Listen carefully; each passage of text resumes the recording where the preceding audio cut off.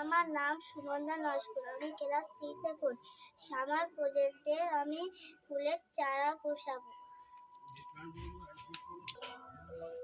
প্রথম মাটি আনছি।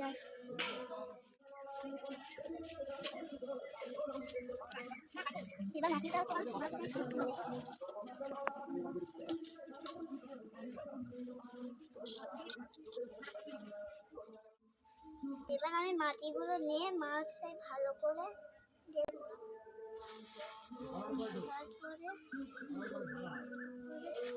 এবার মাটি দেওয়া হয়ে গেছে। চারাগুলো দেখা যাচ্ছে একটা করে দিতে হবে। হয়ে গেল। এবার এখন আমি এটা ফাঁকা জায়গা দাঁড়া।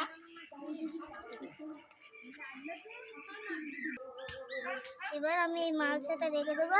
কিছুদিন পরে আমি এই জলটা দেবো, একটা ফাঁকা জায়গায় রেখে দেবো।